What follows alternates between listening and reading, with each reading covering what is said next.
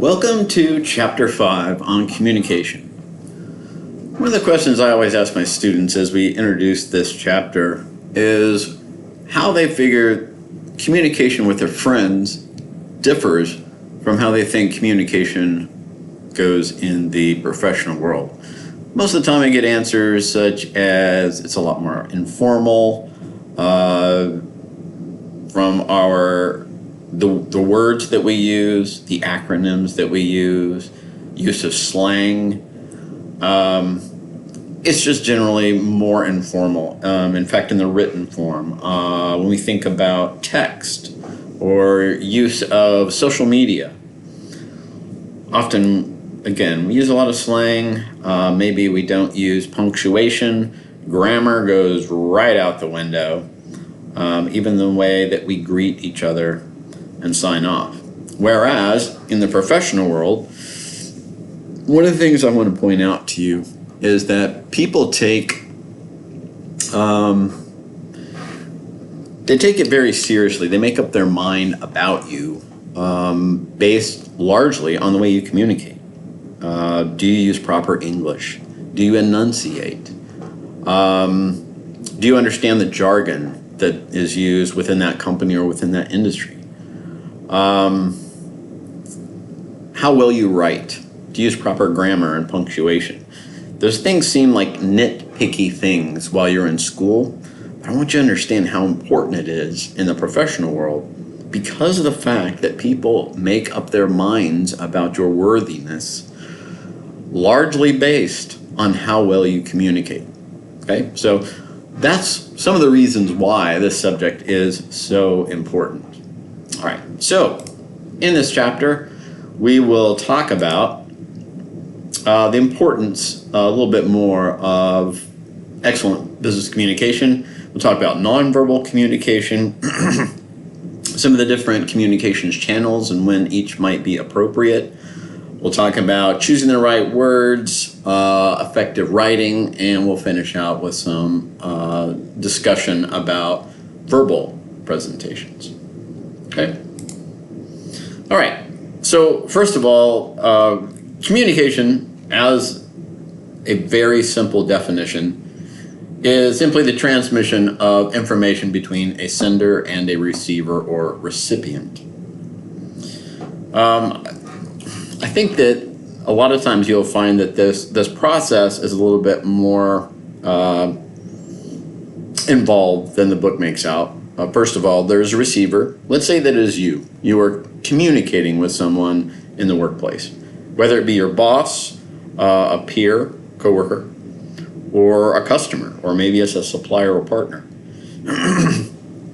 First, you can decide what channel to use, as in, how are you going to communicate? Are you going to, is this an email you're writing? Are you going to speak to them on the phone? Are you speak to them in person? Are you going to text them? Whatever the case may be, so that's your first decision point. How are you going to communicate? And we'll talk a little bit later about when each communication channel might be more appropriate than others. Next, you're going to encode or figure out how to word your message. How are you going to say it? What words are you going to choose? Then you're going to send your message. Now it's in the hands of the receiver. That receiver or recipient is now going to do the opposite of your encoding. They are going to decode it, meaning they're going to try to assign meaning to what you've communicated to them. Then they're going to give you feedback, either actively or passively. What do I mean by that, by the way? What would passive communication be? What if you communicated something to one of your subordinates, and in response, you got one of these? Not sure what that means. Could mean that they just have a headache. But it could mean that they're angry. Something you said made them angry. It touched a nerve. Or you might get a very quizzical look, like, meaning that is feedback telling you, the sender, I don't understand what you're trying to tell me. I'm not sure I understand what you want me to do, right? That is feedback. So that last step in the process really is you interpreting, you as the sender, are interpreting that feedback and then making an appropriate response based on that, right? It could mean that you're going to re-encode your message so it becomes more clear. It could be that you're going to change the channel completely and try to communicate in another way. For example, if you tried to communicate something in an email and it just doesn't seem like it's getting across, or you've got an angry response you really weren't expecting, as in maybe the person they didn't interpret your message as you intended. So that might be a time where you're going to pick up the phone, make a phone call, and say, oh, I think we have a misunderstanding. Let me explain to you what I meant more clearly, right? So the onus is really on you as the sender to make sure that the receiver is receiving your message as you intended. That is the goal of communication, right? To make sure that the receiver receives your message appropriately and takes the action that you intended. Okay? All right, let's move on. Okay, so one of the things we know is that communication has to be dynamic. It has to be two-way. That includes seeking understanding from that feedback, as we discussed. But sometimes the message doesn't always get through. There are things that interfere with receiving that message as the sender intended. Let's start with the physical part of this. Give you some examples. What we mean by a physical barrier to communication could be actual noise. Maybe the meeting room that you chose is right below a floor where they're doing some construction work. It's very loud. People can't hardly pay attention to what's going on in the meeting because of the drilling and they're hammering or sawing or whatever is going on upstairs. It could be that the room is too cold or it's too hot. By the way, guys, if you look around the office and a lot of the women are wearing fleece jackets at their desk, it's too cold. Turn down the AC. Okay, keep that in mind, by the way. Everybody's different, right? Kind of the people who are especially hot-blooded, those who are especially cold-blooded, kind of look for that middle ground, right? Make sure that person that's in charge of the AC or heating is being not just trying to suit their own comfort level. They're trying to look out for everybody. How about another one? I was in a classroom the other day during a meeting, and all of the chairs in the room were connected on swivels to the desks. And every time anyone just barely moved, it would make a loud sound, a squeak. And so the entire time, it was just squeak, squeak, squeak, squeak, squeak, squeak all over the room. In fact, now that I'm saying that, this chair squeaks and rattles a little bit, but you get my drift. So the takeaway there is this. If you're holding a meeting, try to make sure it's free from physical sounds. By the way, another example of a physical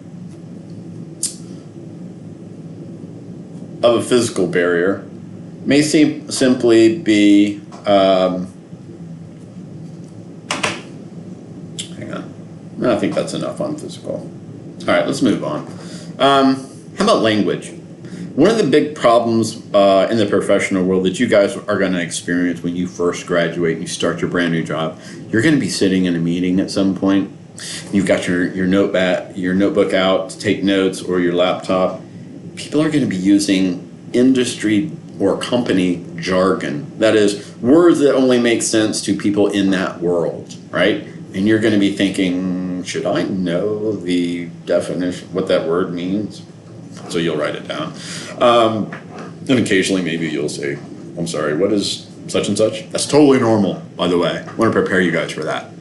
And every time you start a new job, no matter how high you go up in an in your career, when you start a new job, that jargon business, some of it starts over. Because some of that jargon is company specific. Like they name a report something, and they shorten it to some acronym or something. Right? There's no way you can know what that means. So my advice to you, when that happens, either ask when it's appropriate, or if there's too many that you don't know, just keep writing them down. And then after the meeting, ask a coworker, hey, what does that mean? What does that mean? That's totally normal. All right, that can create barriers to communication. So one of the things I would suggest to you as a takeaway for removing this language barrier is to know your audience, know who you're talking to. Another example would be the fact that as you go through school, you have to read a lot. As you read a lot and you're exposed to other people who are very educated, without knowing it, your vocabulary is improving. It's growing. So you might be in a situation after you graduate where you've started to move up that company ladder, and you'll be talking to some people at a much lower level who don't understand the jargon you're talking about, or maybe they're not the same educational level as you are, and you're going to use words that they don't understand. So just be aware of that. Know your audience. Think about your audience before you craft your messages to them, whether it's written, verbal, whatever the case may be. Okay? Let's talk about body language. When I lecture in the classroom, by the way, I always I ask my students, like, how do I communicate? How would you describe how I communicate? And they say, well, you exaggerate your facial expressions. Yes, I do. You inflect your voice a lot. You talk with your hands. You move around. Absolutely, I do. And some of that's just my personality. Sometimes I'm just trying to keep people awake. But sometimes body language can actually present barriers to communication, right? So just be mindful of that. It can become distracting. Sometimes somebody sitting in an inappropriate way, maybe too relaxed. We Americans tend to get a little too informal. That can cause a barrier to communication with people from other cultures, other countries. So just be aware of that. We'll talk more about that in a second. Here's another one, is perceptual. That can be a really tough barrier to communication to overcome. And here's what we mean by that. There could be a time where, let's say that you're a sales rep, and your company has really dropped the ball with a certain customer, and they have gone away. They're not going to do business with your company anymore, and you're trying to get that back. So their perception is one of mistrust. We don't trust you guys with our business anymore. So you as a sales rep, maybe you're trying to get that account back. So how would you overcome that barrier of mistrust? Well, you might have to do some work, right? Maybe as one approach, you might accept responsibility for the problem. We made a mistake and apologize. We are sorry. Here's what happened, and here's how here's how we resolved that issue, and here's how we fixed the problem so it won't ever repeat. Please give us another chance, and perhaps even give them an incentive to give you another chance. Maybe a big discount on the next order, or the next order is free, I don't know, whatever, right? So perceptual. It also could be an issue of, kind of dovetails with the next one, organizational. Maybe there is a distrust between different departments within an organization. It could be a barrier, organizational barrier related to being the new person, like you guys. Say when you first graduate from school, finish your education, you get your big whiz-bang job, which you all can do. And you're sitting in a meeting full of mostly people who have been with the company a while, maybe people that are a lot older than you, a lot more experienced. And maybe you're going through some kind of problem-solving process, and you, in your mind, are thinking, you know what? I think I have a great idea that would help this. But you're younger than everybody, and you're brand new and not as experienced, and you think, I probably just don't understand it. Maybe my idea is dumb, so I'm not going to say anything, right? That would be an organizational barrier to communicating, okay? So, takeaway for you guys. First of all, speak up when you have a great idea. It might be a fantastic idea. Do you know a lot of times People that are in the same organization for a number of years or have done the same job for a number of years, sometimes they kind of get in this, develop this paradigm, this, we've always done it this way, therefore we have to continue to do it that way, right? Or they start to see things the same way. Whereas people from the outside, sometimes people brand new and young, right out of school that are from the outside coming in, sometimes they don't have those paradigms, they don't have those blinders on, and they see things that those people on the inside don't see. So, as appropriate, you can probably speak up too much, that is possible, but overall I would say, speak up. You probably have some great ideas, and believe in yourself, say it with confidence, okay? And then the flip side is true too. Once you become a manager, hey, if somebody's got, you have other people in the room, don't discount them just because they're at a lower organizational level than you are, or maybe they're less educated as you are. You still might have some fantastic ideas. So ask them if they're not participating. Occasionally ask them what they think. So, TJ, what do you think? Right? Hey, Neely, what do you think about such and such? Right? Don't put a lot of pressure on them. And by the way, you can kind of start to get a feel for when some people are really introverted and they feel really uncomfortable participating during a meeting, for example. So you might ask them after the meeting or shoot them an email right after the meeting, if that might make them more comfortable.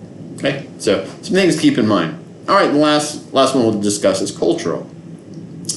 We have a way of doing things here in America, right? For example, when we communicate, where do we look? We look people in the eyes when they speak to us. That's considered respectful, a show of respect, right? Some cultures, that might not be the case. In some cultures, for example, Asian cultures, where you've got a very senior level person in the room at a much higher level than you are, it might be considered disrespectful for you to look them in the eye when you speak. You would look down when you spoke to them to show respect, that you were showing that you are not elevating yourself to their level, right? Nothing wrong with it. It's just different from what we're used to. Another one, when I was in the Middle East, their idea of communicating with someone when they meet them right off the bat is to speak very closely, like this close. It's very unnerving for Americans. We're like, ooh, hey, back off a little bit. You're a little too close. We have a personal space, right? It's about arm's length when we're speaking to someone we don't know very well. We like a little room, right? Not everybody is that way in other cultures. So my takeaway from all that is to just say, do some research. Again, know your audience. Be prepared to speak in a way that's going to make them feel more comfortable, okay? All right, let's move on. Let's talk a little bit about nonverbal communication. Now, obviously that includes things that are nonverbal, but notice on the slide, there is one item on this slide. I don't want you to miss that on the test, tone of voice. One of the things that you can do is raise and lower the tone of your voice for emphasis. Right? But one of the things too, also a test answer, is this one right here. The goal of nonverbal communication is to reinforce the meaning of your message. If it doesn't, it's a barrier to communication. So, use nonverbal communication to emphasize what you're trying to do.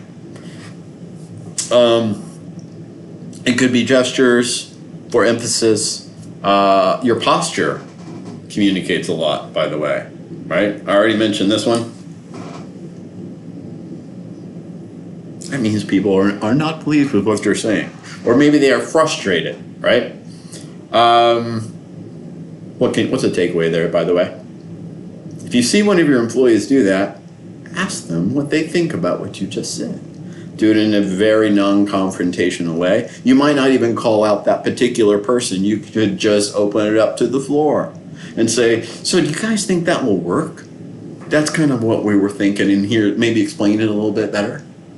Maybe a little bit bigger picture explanation. You might look over and see that same person kind of go, oh, I see.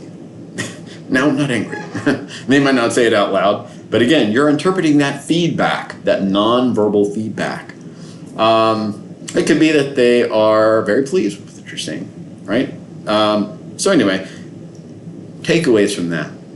Watch for nonverbal communication. That is that passive feedback that you get when you are communicating with someone else, okay?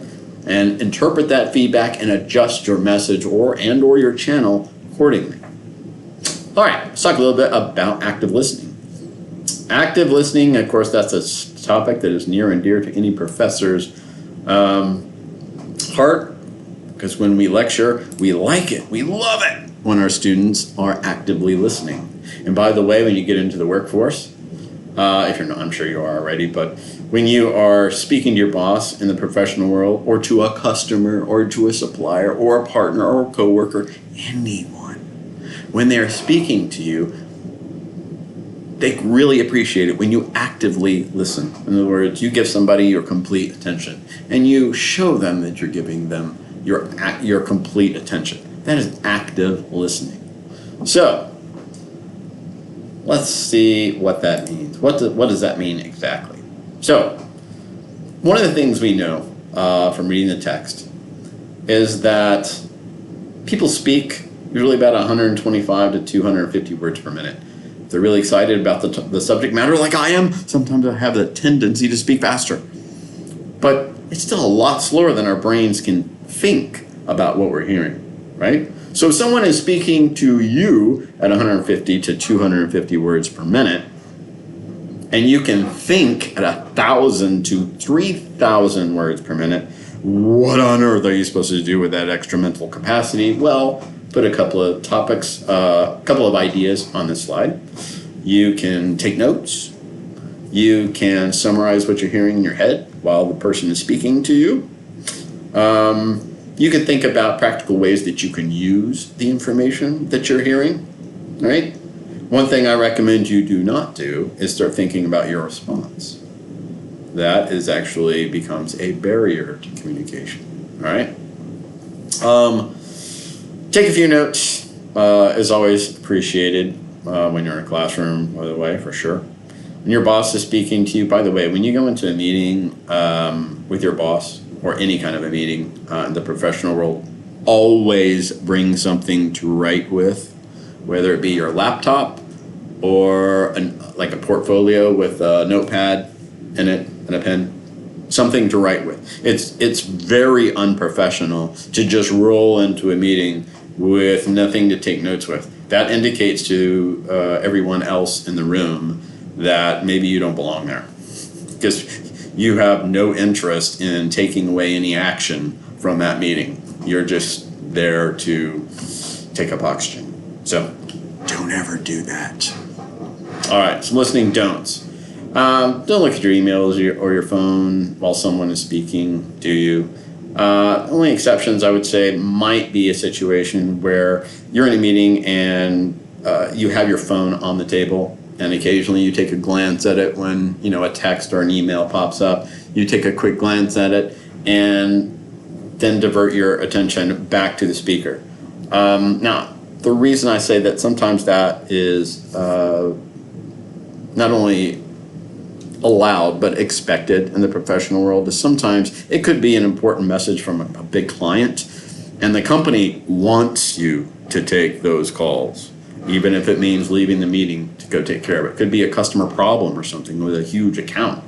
It could be some project needs to be fixed at the last minute, and you're the person that needs to fix it. So there are some exceptions, but as a rule, give people your undivided attention when they're speaking to you. A big one.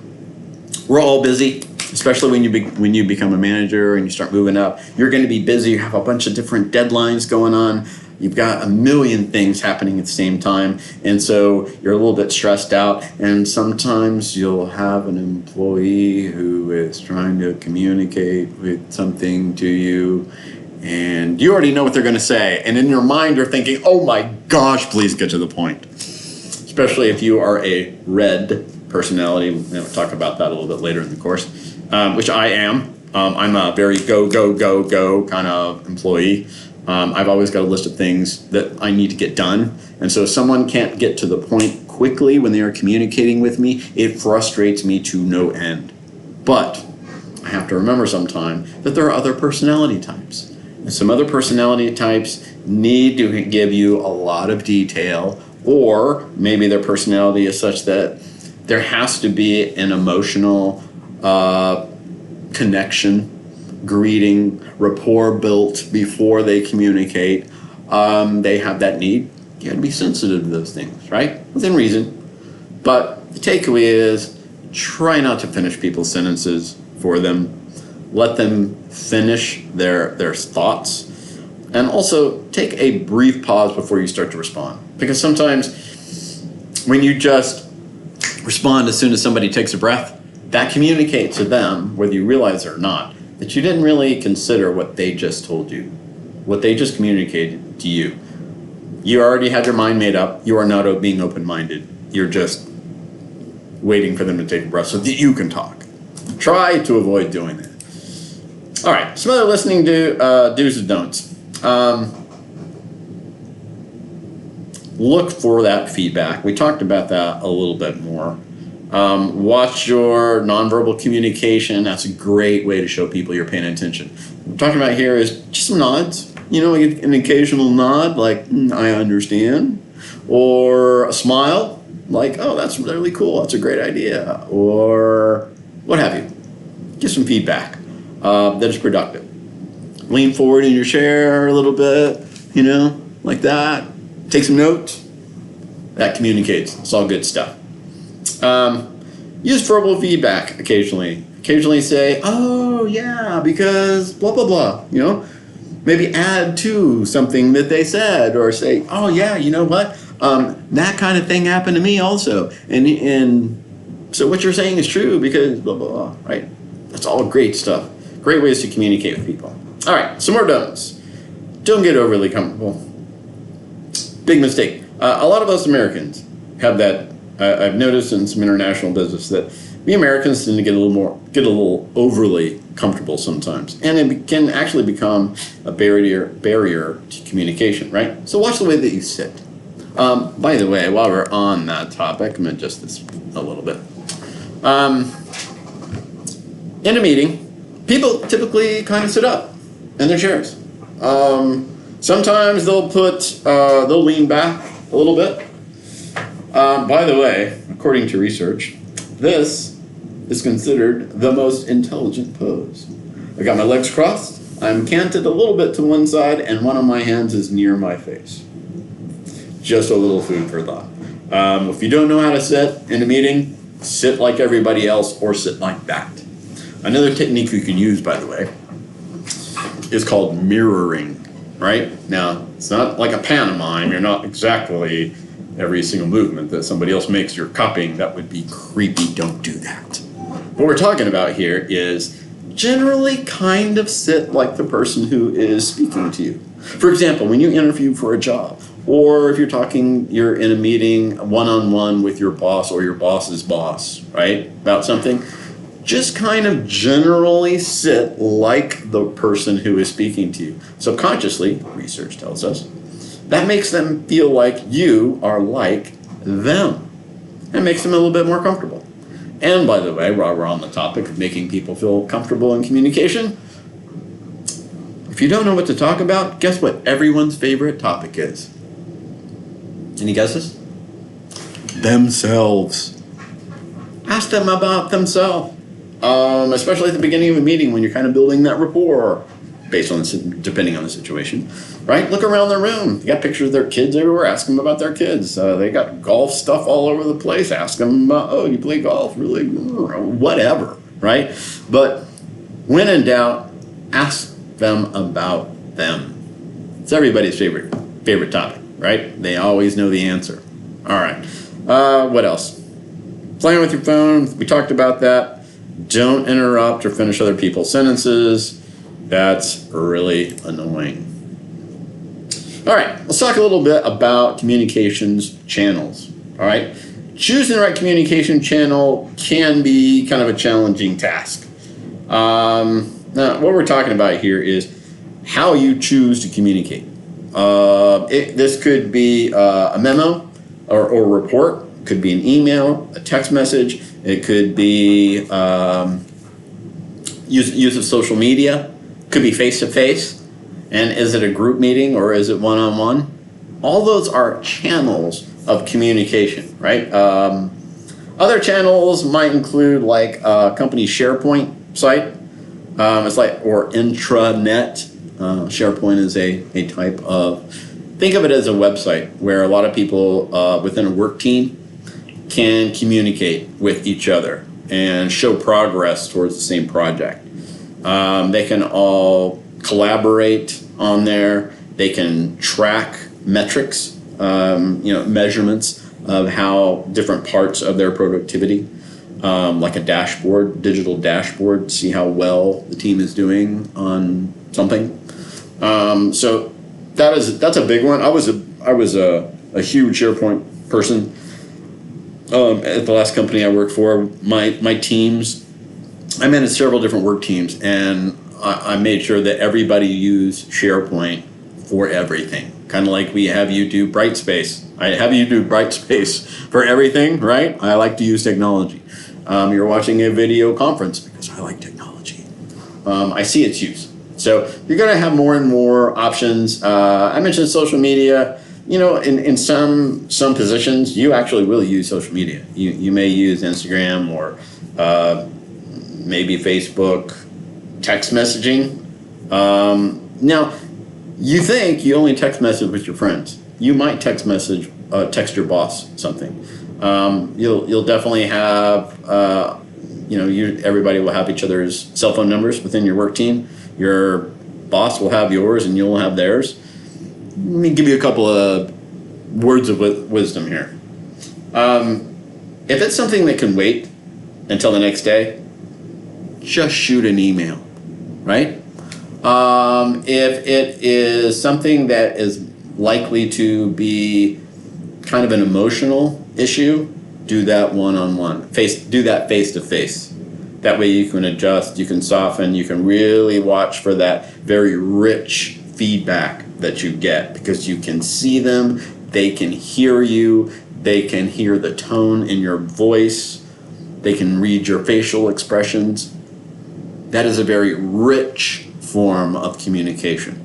But if it's something that, you need an immediate response, it's just something very quick, very simple, maybe a question of, like you might shoot your boss a text message that says, they're in a meeting and you can't pop into their office and say, hey boss, we finished that last step of the project, can we go ahead and send it to the client, right? They just need a yes or no, or you just need a yes or no. That might be a quick pop in face-to-face, but if you know that they're busy or they're in a meeting or something and you still need that approval because you need to get it to the customer, maybe they're asking for it, that's when you might shoot them a text, something that's really simple and you need an immediate response. All right, so one additional takeaway with your boss. Do not ask your boss questions that you could not find the answer to yourself. Get in the habit of finding your own answers when possible, okay? Or even ask a coworker before you ask your boss. Just get in that habit of trying to be self-sustaining as possible. You want to be that employee where your boss thinks, you know what, I never have to worry about that employee. They always get stuff done at a really high level. They give me more than I expect, and they take care of me.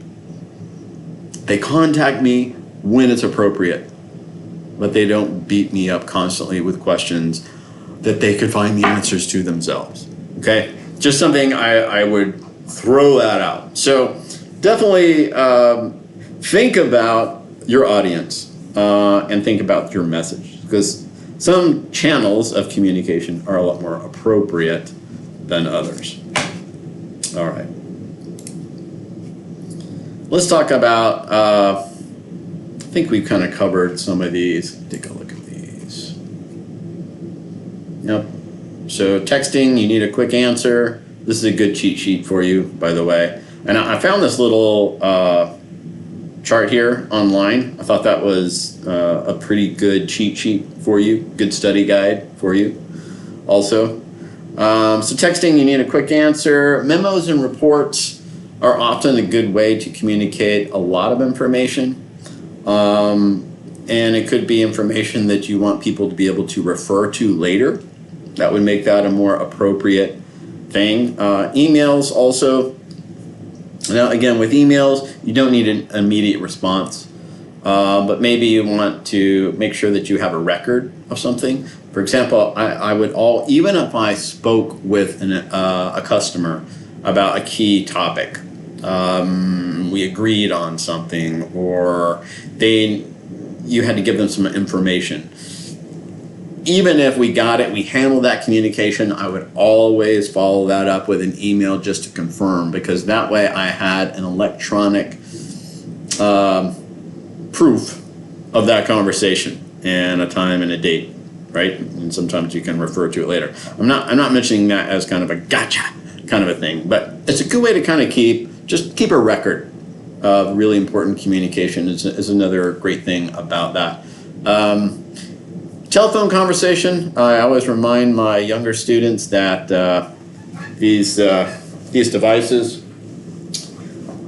don't just text and access digital media. They actually make phone calls. You can actually go to this function here.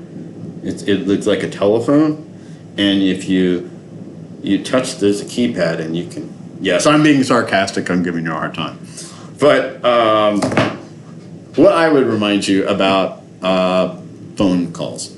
Look, if you're trying to craft a message in an email and you're having a hard time getting it down, because maybe there's a lot to it, you're not sure how to word it, how to explain it, maybe it's a situation that's liable to be kind of an emotional issue or a complicated issue, stop what you're doing and pick up the phone.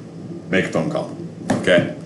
It's obvious if you're having trouble that message you're trying to send is probably not right for the channel that you're attempting to use. So a lot of times picking up the phone or going for a one-on-one in-person meeting might be the better way to go, okay? Video conferencing is a really cool tool too. You guys will get to where you use video conferencing more and more. You'll definitely be in meetings. You'll sit in the conference room or one of the smaller meeting rooms at the company you work for, and you'll have people on the screen. And after a while, you actually forget that they're not at your physical location, because you can't. It's a pretty rich form of communication. Perhaps not quite as rich as being in the room with someone, but it's still pretty rich, right? Because you can hear their voice, you can read their facial expressions, you can hear the tone, the inflections in their voice, you can hear the cadence, the speed of their voice, right? And that makes the communication a lot more clear, or what we call rich, okay? Make sure for test purposes, by the way, that you understand the difference between a very rich form of communication versus one of the weaker forms of communication, right? In-person presentations, super rich. If you need to communicate to a larger group of people and you don't need a lot of back and forth, you're mostly just trying to communicate, then a presentation might be best, and that presentation may take place virtually or in person, and of course face to face. It's the richest form of communication. All right, so when you're planning your communication, get to my next slide. Analyze your audience. Think about what it is that they need. Think about their educational level. Think about some of the issues maybe some of the hot button issues or questions that you're likely to get asked during that communication, and prepare for that communication, especially if it's a business meeting or a presentation to a group of clients. Maybe you're trying to close a deal. Maybe you're just presenting your product. Maybe it's a team meeting where you are in charge or not, in any case, think about who's going to be at this communication and prepare for it, right? Understand their expectations, think about their level of education, so you're using the right language, you're encoding appropriately, and understand their professional background. For example, if I was going to speak to a client, I might wear a suit and tie. But if I was going to a construction site to check on the progress of a build or something, that would be pretty dorky and out of place to wear a suit and tie, wouldn't it? Right? You'd wear work clothes. Maybe you'd still wear a button-down shirt with the company logo on it, for example, but you'd be wearing jeans and work boots to go with it. So just think about your audience and what would be appropriate. And of course, avoid that slang and bias. Now, the exception would be if you're talking to someone who uses that slang, you might use a little bit of it to kind of build that rapport, but I would still use that stuff sparingly. Be professional. Because even if the people you're communicating with are not being super professional, if you are, they will tend to respect you more. So use proper English, use proper grammar or punctuation, but make sure, absolutely sure, that you avoid bias in your communication, whether it's written or verbal. For example, any language that indicates gender or age or race or ethnicity, leave it out. There's your solution. Boom. Leave it out. So if you're crafting a message that says, you're giving an example and you say he or she, how about the employee, the customer? See what I did there? I just avoided that bias.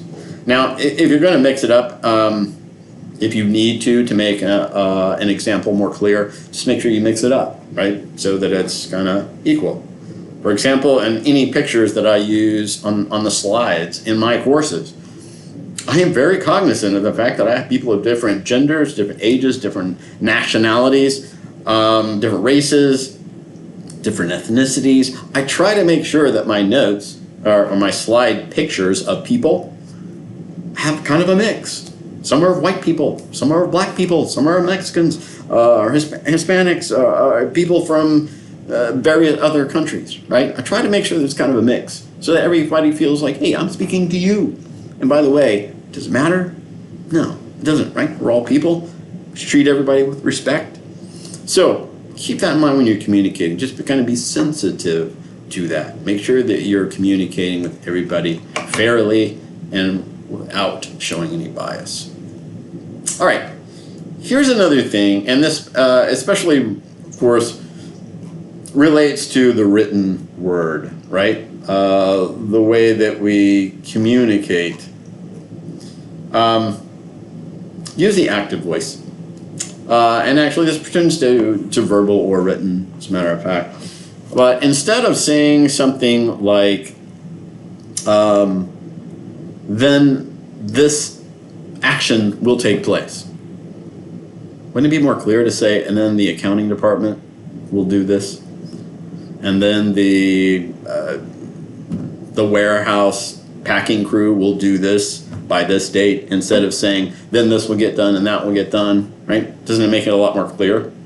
There's a variety of explanations that you can look at, that you could Google, difference between active and passive voice. One of the things that you will get hammered on in some of your business courses and your writing classes, English courses, is using that active voice. Especially in the business world, it's especially important. So try not to be passive in your communication. It just makes, leads to confusion. All right, ways to communicate in writing more effectively. Make sure that you're using professional language. That sounds like a given, but if you're not used to communicating in the professional world, you might accidentally use words that really aren't appropriate, that you don't think you're so used to using them. You might think that they are normal, but in fact they might actually offend someone, or at the very least make them lose respect for you as a professional. It might make you think, oh, this person maybe isn't quite as educated as I am, and they might not take you seriously. Now, that may be completely unfair. It could just be the way that you speak. And so you might think, well, people should overlook that. That's their problem. That's, you may be true in thinking that they should overlook that, but there's a reality there too. So I would encourage you to use professional language. Try to avoid using slang when you're speaking. Just make sure that you're striking the right tone. You're being appropriate to the situation. Now, while we're on that topic, by the way, I mentioned earlier that if your communication, when you're choosing that communication channel, if it's something that's liable to be a pretty heated topic, maybe you need to show anger to reprimand somebody, you know what? Writing may not be the way to go. You might need to have a one-on-one. So think about whether writing is the proper channel. Don't forget that, okay? Obviously, spelling and grammatical errors, that's why I absolutely insist on that for all of your assignments. So even in the workplace, if you want to use Grammarly sometimes, like maybe even if it's just an email to your boss, and you email all the time, but if it's kind of a lengthy email, you might just take, 2 minutes?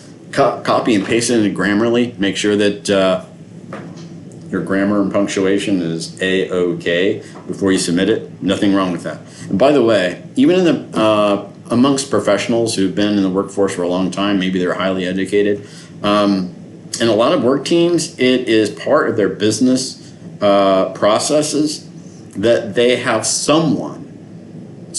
anyone, read their communication that's important, that's going out to a customer, have somebody else proof it before you send it out. Sometimes I would have my boss send something to me and say, hey, could you look this over real quick and make sure I didn't miss anything and that I don't have any embarrassing errors, writing errors in it. That's totally okay. Make sure you do that. And if it's super important, like it's a contract or something, or it's a response to an RFI, a request for proposal, and there could be a huge account, maybe hundreds of thousands or even millions of dollars at stake, it's probably going to be a required business process at your company that several different people at several different levels of the organization would have to sign off on that, at least digitally sign off on that document before it was released to a customer. So those are some different levels of what I'm talking about, checks that one could make on a document before it's sent out. Use block paragraphs. Definitely use headings and bullets appropriately. If you have a list of things, I use bullets a lot, probably too much. In fact, I think in bullets because I'm that very red personality. Go, go, go. Here's the action items. This, and that with not enough at times enough detail. So be careful. You can't overuse bullets, but there is a time and a place for those.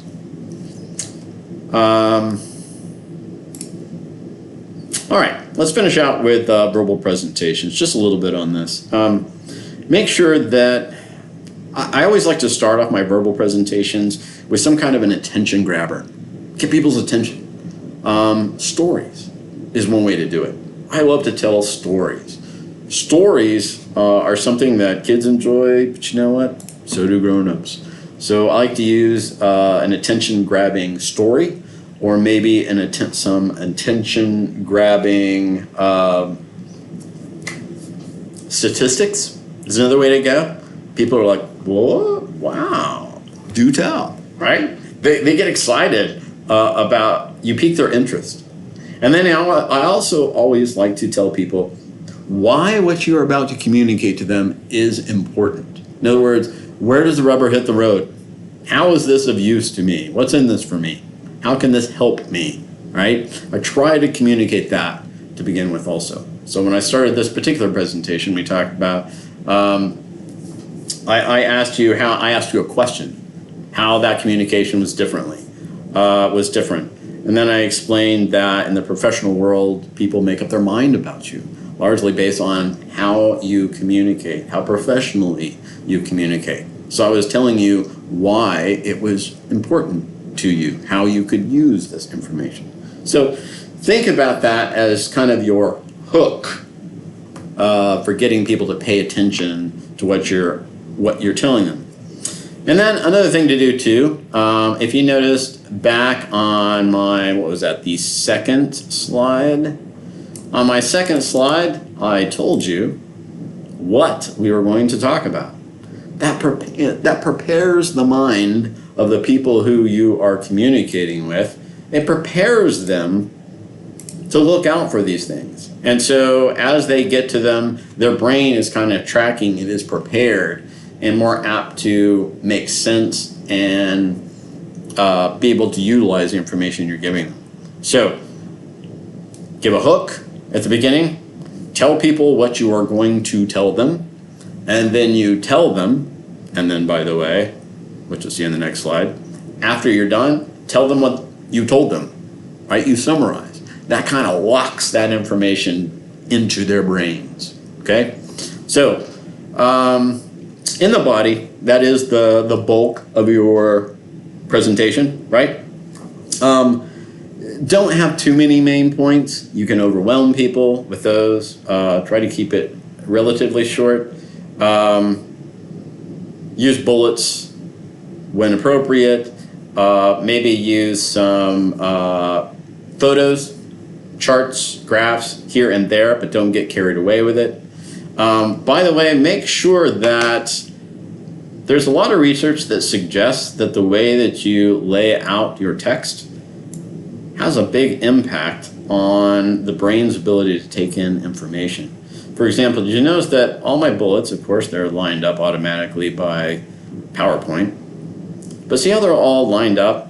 And notice how I don't get carried away with the bolding or the italics or the underline or all caps or all that. All those things can cause distractions and keep people from smoothly taking in information.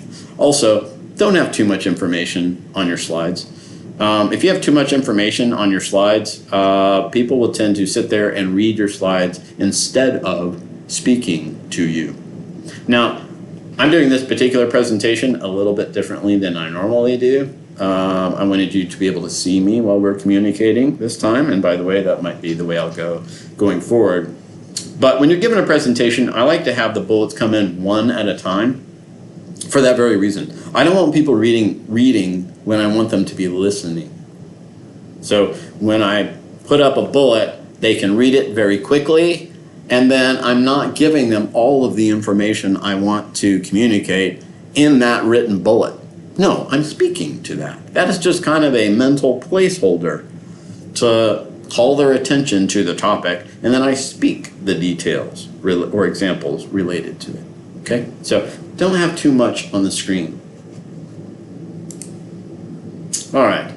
Now, like I said a second ago, in your closing, you're kind of summarizing your key points that you went through during that course.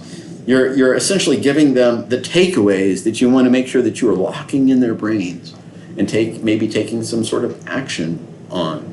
Okay? And then, depending on the situation, you may decide to have a Q&A at the end of your presentation. Oh, by the way, I have one alibi.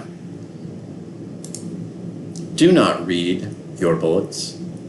You should know your bullets, right? You put it up there as a placeholder, and then you should be prepared enough for your presentation to where you don't have to read your bullets. Besides, your audience can read. You don't need to read your bullets. If you have to read your bullets, you are not prepared for the presentation, okay? And that's not just in school. That's especially true in the professional world, okay? So don't do that. But if, back to the Q&A. If you decide to handle questions, be prepared to answer them.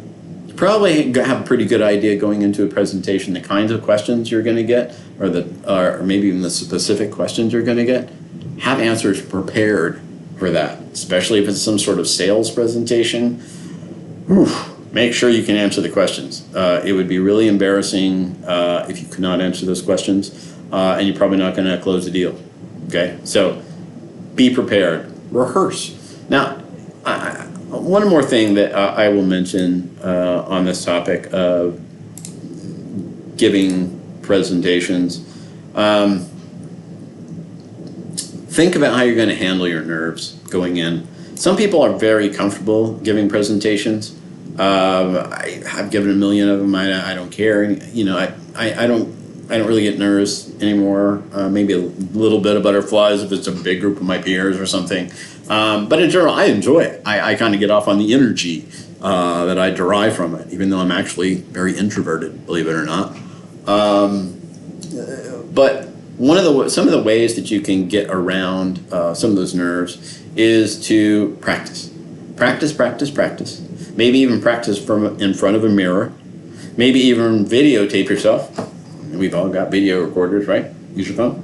Record yourself in your room or something. Because, and I just said because on accident, I was about to tell you about crutches. Sometimes we have either verbal or non-verbal crutches that we use. Some people say between every statement, or okay between to introduce every new sentence that they utter. Or maybe they move around too much and it creates that visual barrier to communication. I just did it again. Click on it. So watch out for those. Be aware of your crutches, but to get past those nerves, practice.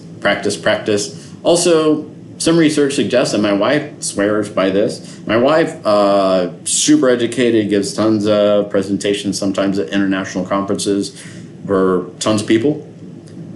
Her voice gets real shaky when she's nervous. So what she found from an article she read was that just simply drinking water before you start your presentation can actually calm your vocal cords down a bit and also relax you. And it keeps your voice from being quite as shaky while speaking.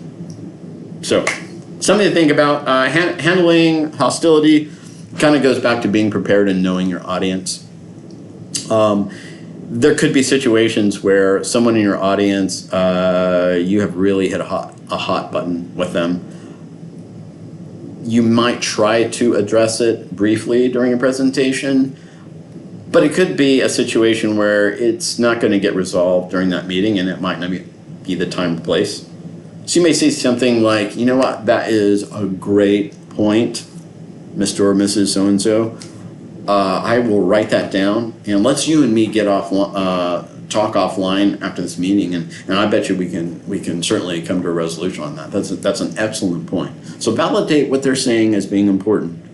If it's not appropriate to address it during that presentation, validate what they're saying, let them know it's important, and write down a quick note and speak to them offline and get it resolved. Okay, maybe during a presentation might not always be the time to do that. Incorporate humor, make eye contact. Everybody likes to laugh. Everybody likes some eye contact.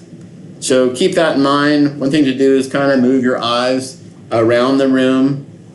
Don't just focus your attention in one section of the audience. Kind of move it around. You might even move yourself around a little bit, but again, don't move too much to the point where it becomes a distraction. And practice dynamic delivery. If you videotape yourself doing a presentation and you are bored, guess what your audience is going to be? Bored. So practice. Throw in some stories. Maybe a humorous video clip that has nothing to do with anything. Maybe a silly picture that has nothing to do with anything. Obviously, it depends on the situation. My point is, try to keep it somewhat interesting for your audience. Now, there's a time and a place, depending on your message and who you're communicating with, obviously. But try to keep it dynamic as possible. All right, so here are some tips for how to do those things. All right, so one of the techniques that you might use, trying to expand this here. Know your material.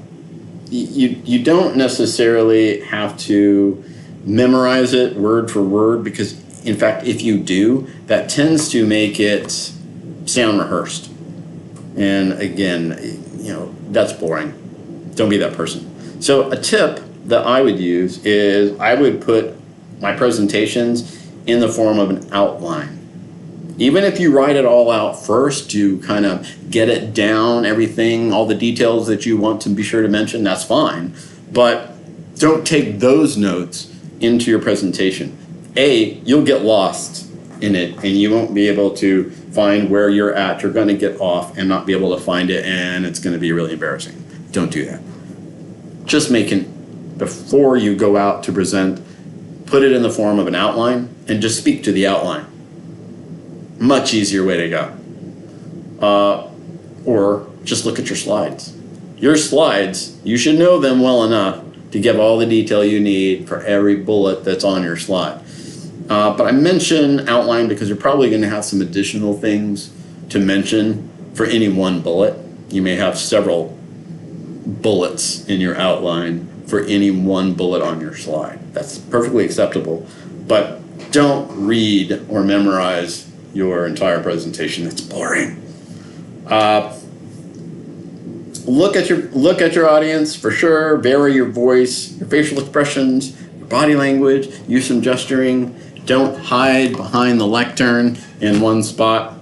That is also pretty boring. I definitely, it's for me, it's distracting. I like number 4, or number 5 rather. Keeping your notes inconspicuous. It's so distracting to me. If I go to a presentation, somebody's got note cards in their hands and looking down at their note cards, and they're flipping them. I'm always thinking, I don't know, it's just distracting.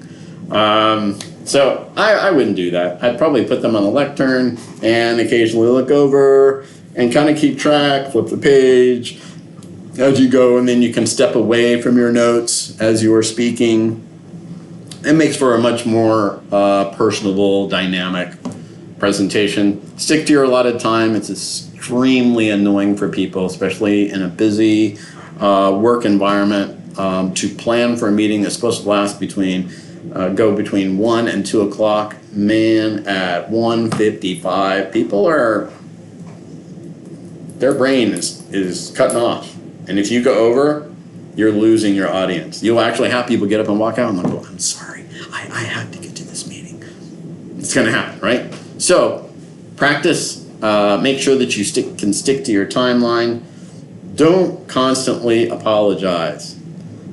There is a lot of research out there, by the way, that says that women in particular tend to apologize a lot. Women, don't apologize. Stop it. Okay? We tend to apologize a lot in our daily lives, some more than others. Be confident. If you are in a presentation, again, if you make a mistake, just correct yourself and move on. Don't apologize. There's no need for that. It takes time, and people can actually lose respect for you if you're constantly apologizing. It makes them think that you don't feel worthy of being where you're at. So be confident. Don't apologize unless you legitimately say something that is offensive or something. So just throwing that out. Some people get in the habit of talking way too fast. I do that sometimes, especially because if I'm excited about the subject matter, I might talk a little bit too fast. Also use very natural gestures. Don't overdo it. That can become a distraction. You ever been to Italy? Everybody talks with their hands. And that's perfectly fine. It's a cultural thing. But don't let it be distracting. And then practice. Practice, practice, practice. Okay. In this topic, in this presentation, we talked about All these terms, make sure that you know them, all of these for the exam, by the way. I would know all these. Pretty cool. That'll give you a really good head start towards getting a good grade on the test. Remember, we talked about verbal and nonverbal communication. We talked about different communications channels. That is the way that you're going to send the message. We talked about considering the need, knowing your audience, and adjusting your message to that audience. And we talked a little bit about giving dynamic presentations and how to keep it interesting and actionable for your audience. Okay, that is chapter 5. See you in chapter 6.